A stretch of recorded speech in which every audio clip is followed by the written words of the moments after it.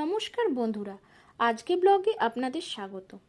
আজকে আমি আপনাদের সাথে শেয়ার করছি বাঙালিদের ভীষণ পছন্দের আম তেলের রেসিপি। আম তেল বানাবার জন্য নিয়েছি 1 কেজি কাঁচা আম। আমগুলোকে ভালো করে ধুয়ে পরিষ্কার করে নিয়েছি। এবার আমগুলোকে টুকরো টুকরো করে কেটে নেব। আমের খোসা ছাড়াবো না, খোসা সমেত আম তেলটা বানাবো। আমের যে পাতলা আটিটা আছে সেটাকে মাঝখান থেকে কেটে ফেলে দেব।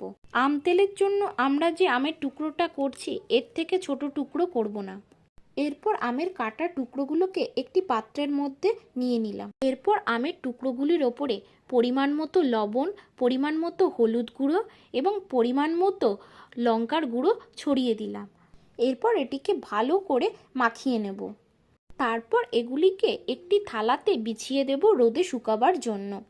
যদি রোদে রাখতে না পারেন তাহলে এই আমের টুকরোগুলোকে ফ্যানের তলায় রেখে একদিন শুকিয়ে নেবেন।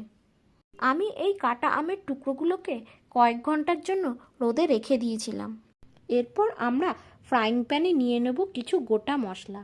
4-5টা লঙ্কা, 1 টেবিল চামচ সর্ষে, 1 টেবিল চামচ মৌরি, 1 চামচ জিরে এবং 1 চামচ মেথি।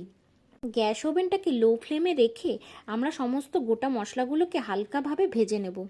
এরপর মশলাগুলোকে মিক্সার গ্রাইন্ডারে দিয়ে গুঁড়ো করে নেব। মিহি করে করব না, একটু দানা দানা রাখবো যাতে আম তেলে ভালো লাগে। এরপর আমগুলির ওপরে গুঁড়ো মশলা ছড়িয়ে দিলাম। তারপর ভালো করে মশলাটাকে মিশিয়ে নেব। এরপর কাঁচা সর্ষের তেল ছড়িয়ে দিলাম। যেহেতু আম তেল তাই তেলের পরিমাণটা বেশি দিতে হবে। যে কোনো আচার বা আম তেল জাতীয় জিনিস বানালে সেগুলোকে কাঁচের বোতলে রাখার চেষ্টা করবেন। আমের টুকরোগুলোকে বোতলে রেখে দেবার পর আরও কিছু কাঁচা সর্ষের তেল ওপর থেকে দিয়ে দেব। এরপর এটিকে কয়েকদিন রোদে রেখে দেব। আমগুলি মশলা এবং তেলে ভালো করে মজে যাবার পর আপনারা সেটিকে খেতে পারবেন।